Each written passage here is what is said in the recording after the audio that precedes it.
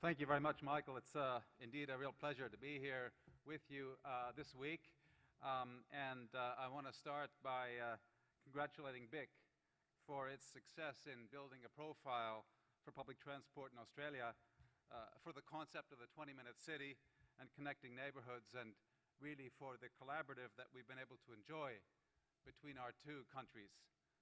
Countries that really have so much in common, from geography to politics, from economics to demographics, from history to the rapidly declining value of our dollar.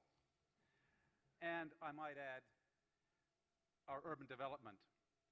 The challenge of dealing with compact urban centres surrounded by low-density suburbs, and all the difficulties of serving these cities with efficient and effective public transport, and consistently scoring tops in The Economist's ranking of the world's most livable cities. Imagine for a minute, 7 of the top 10 are in Australia and Canada. The challenge is to keep them there and to use urban development tools and public transport as policy levers to that end.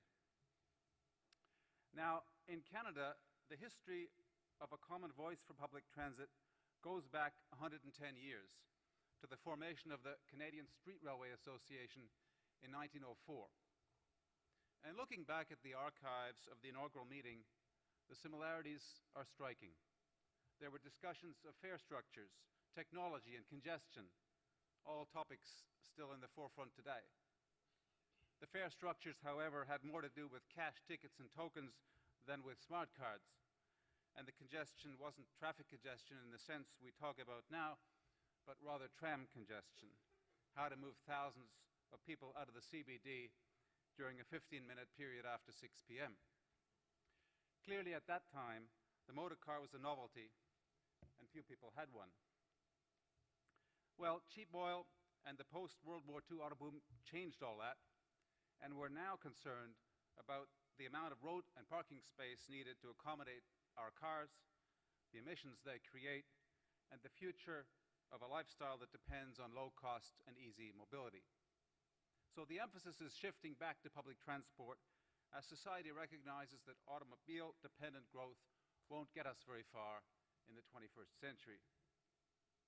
Now, CUTA currently represents some 500 members, including 120 public transport systems across Canada, hundreds of private sector businesses, government agencies, and other affiliates and associations.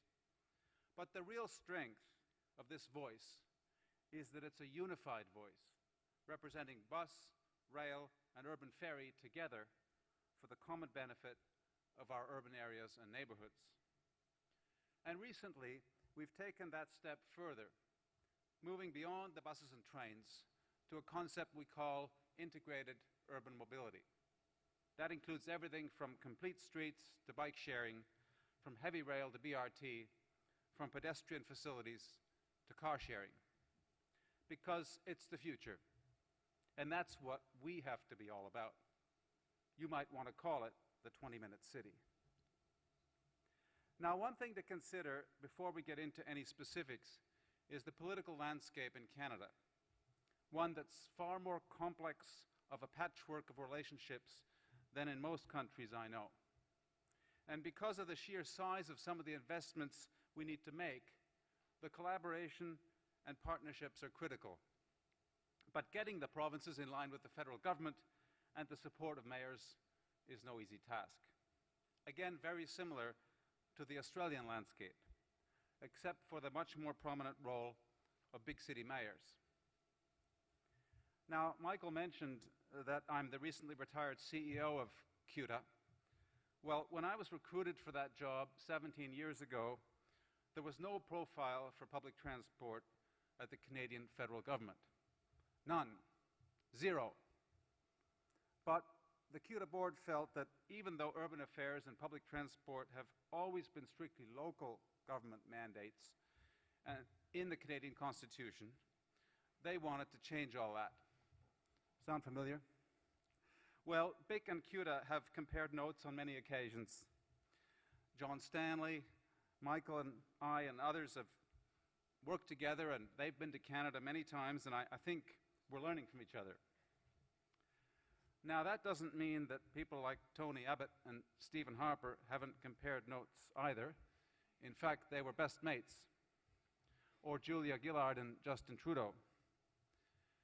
Needless to say, the experience over those 17 years has been an uphill battle, but not without its rewards.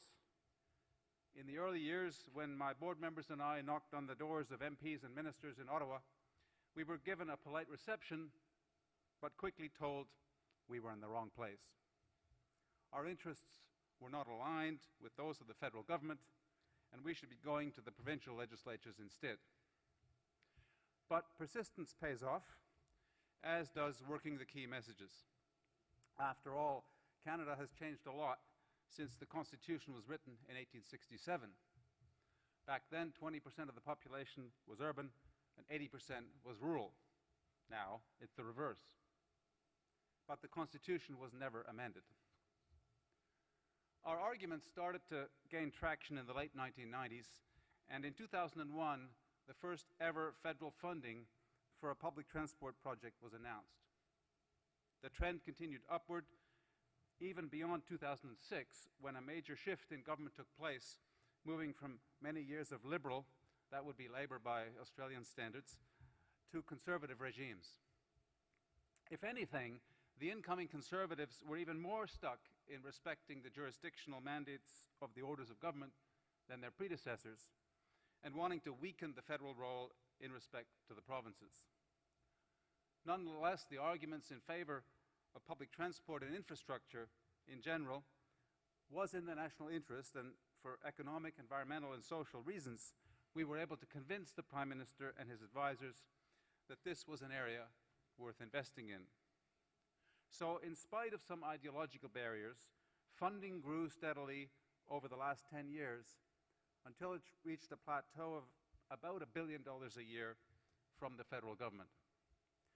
And this through a variety of short-term and ad hoc infrastructure programs, none of which were dedicated to public transport, but they did include the transfer of 5 cents a litre, that's half of the federal excise tax on motor vehicle fuels, to local government for what was called environmentally sustainable infrastructure, including public transit. So we've clearly come a long way from about $700 million in total in 2002 to about $4.5 billion in recent years. That's a six-fold increase. Now, the biggest growth has been from provincial governments, shown here in red on this slide, but the arrival of the feds on the scene has clearly been very significant. Now, I mentioned mayors a few minutes ago, and there's a strong synergy between our cities, provinces, and the federal government, even if the politics are often dysfunctional.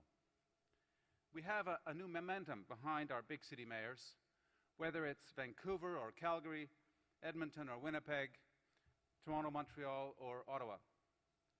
All of these mayors, many of them newly elected last year, are championing public transit as their #1 priority. And that sends a big message to their respective provincial governments and to Ottawa. Ideas like completing the entire network of BRT in Winnipeg over the next 10 years, like Calgary Mayor Nenshi to build his entire campaign around public transit. Ambitious indeed, but the truth is, provinces and the federal governments would never impose a solution on the mayors. So it has to be a bottom-up as well as a top-down approach. Sometimes it works, like in Edmonton, where Mayor Iveson is fast-tracking light rail, but other times it doesn't, like the funding referendum that was imposed by the Premier of British Columbia on Vancouver earlier this year, to the howling objection of the mayors, and that subsequently went down to defeat, probably setting the city back at least 5 years in its transit expansion plans. But governments are listening. Many years of hard work is paying off with the announcement in this year's federal budget, that was back in May, of the first ever long-term dedicated federal public transit fund. It wasn't supposed to kick in until 2017 and ramp up to $1 billion in 2019, but it's a big breakthrough. And that was before last month's federal election, which I'll get back to in a few minutes. This year's Ontario provincial budget moves ahead with a huge transit infrastructure commitment, and Alberta's new provincial government promises to build on funding that was started by the previous one. So, what are the needs exactly? Okay, according to the most recent infrastructure survey, investment needs over the 5-year period from 2014 to 2018 stand at $56.6 billion, and our dollars are roughly equivalent in value. That's a total figure for all of Canada, for big cities and small, for projects from coast to coast. So it's a big number, or is it? Yes, it is a big number, and one that's been rising. But if we look at the last 15 years of experience with transit infrastructure needs, over the 8 5-year periods that we've recorded, capital investment needs have risen from about $10 billion to 20 to 40, and now over 50.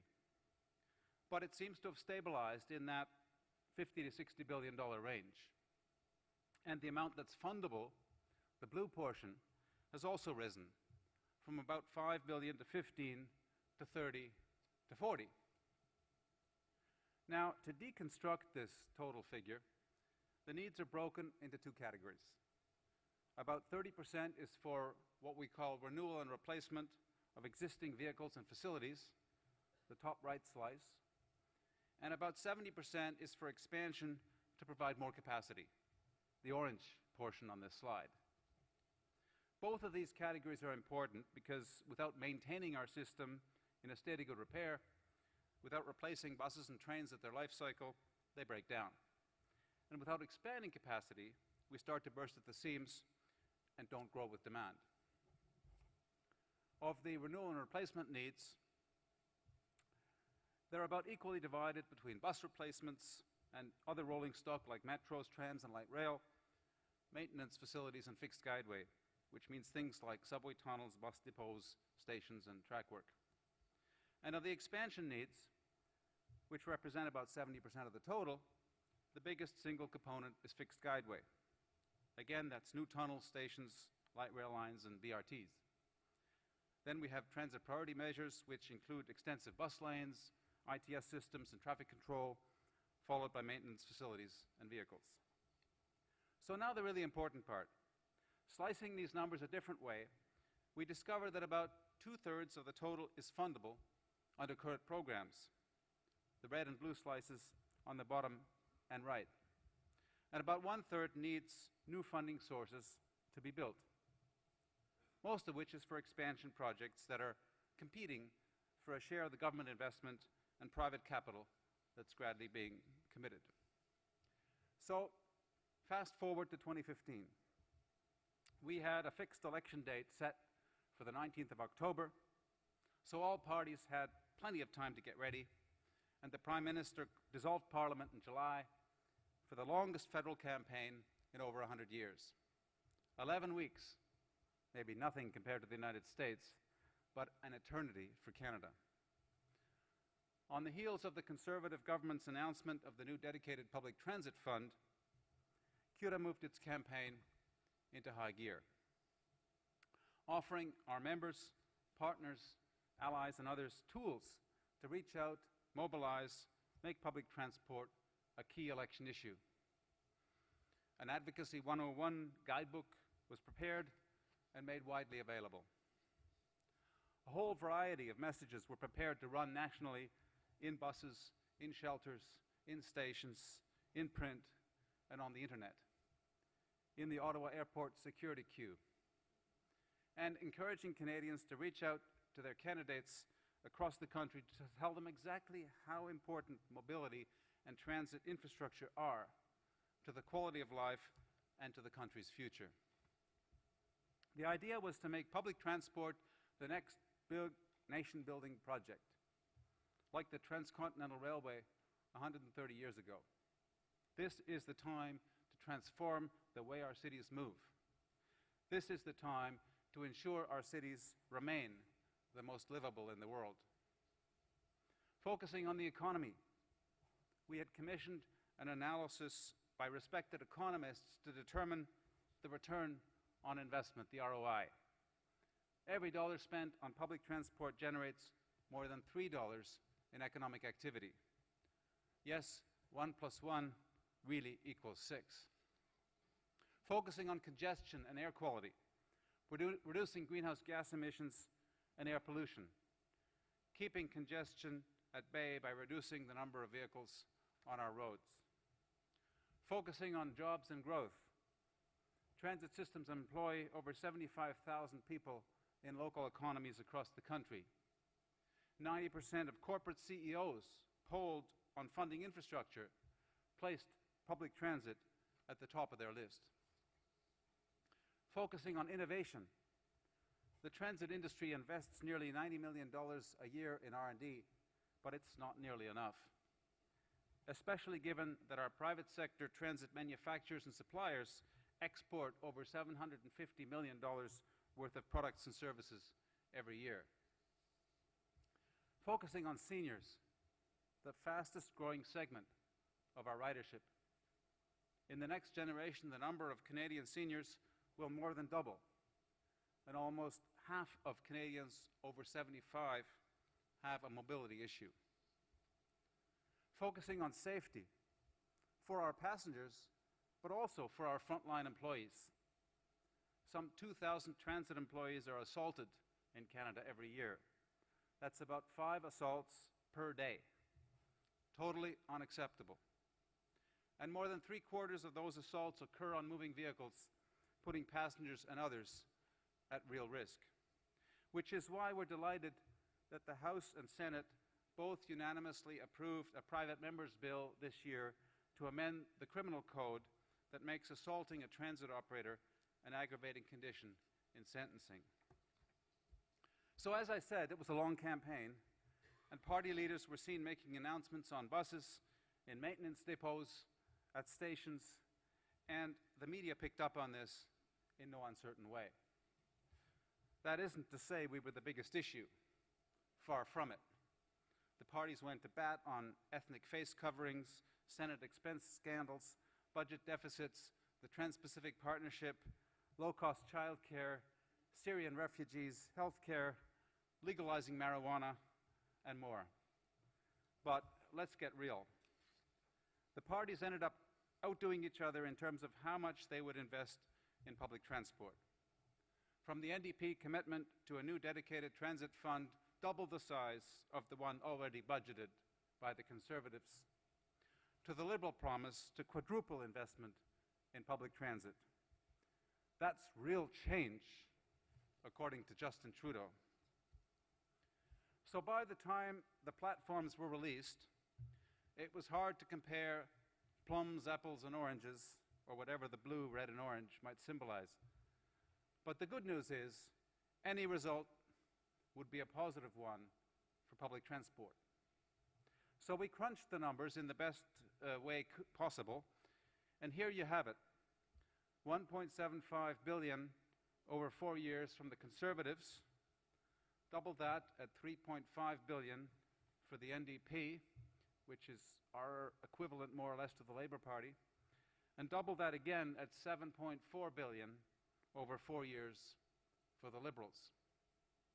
And for the first time ever in Canadian history, we had all 3 major federal parties polling at between 25 and 35% in voter intentions.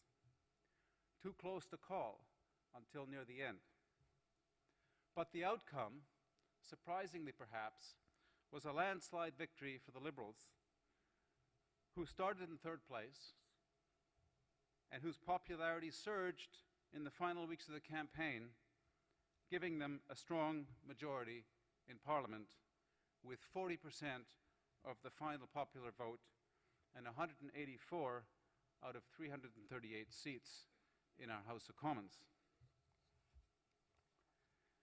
And we have a new Minister of Infrastructure and Communities, which is roughly our counterpart to your Minister of Cities and Built Environment, who will be responsible for all of this investment, who is a former bus driver, a former Edmonton City Councillor, and former member of the Transit Board Members Committee at our Transit Association. So I can't resist closing with a short television ad from the Liberal Party, which unfortunately isn't about public transport, but it's priceless nonetheless. Here is 92-year-old Hazel McCallion, recently retired mayor of one of Canada's big cities, where she was mayor for 36 years, started her political career at the age of 55, with her views on Stephen Harper. Stephen Harper's not telling the truth, saying that Justin Trudeau will cancel income splitting for seniors. It's like one of those phone scams seniors get because Harper thinks we're scared. Pension income splitting for seniors will not end under a Liberal government. C, not true. Trudeau will also restore old age security back to 65. That's up to $30,000 more for seniors. Stephen, do I look scared to you? So goodbye, Tony Abbott. Goodbye, Stephen Harper. We're entering a new era of federal leadership with Justin Trudeau and Malcolm Turnbull. It's a real breath of fresh air. You know the Australian dynamic much better than I, but I'm impressed with what I'm hearing from Malcolm Turnbull, if his attachment to the 389 in Sydney is anything to go by. As for Trudeau, he's sold. He will invest in public transport in a big way, and the majority government we have ensures stability for at least 4 years. We don't get rid of our prime ministers quite as easily as you do, for better or for worse. Our job collectively will be to keep them focused, to help them along, to provide sound advice, and try to keep the policy as far away from the politics as possible, working hard towards integrated mobility and the 20-minute city. Thank you very much.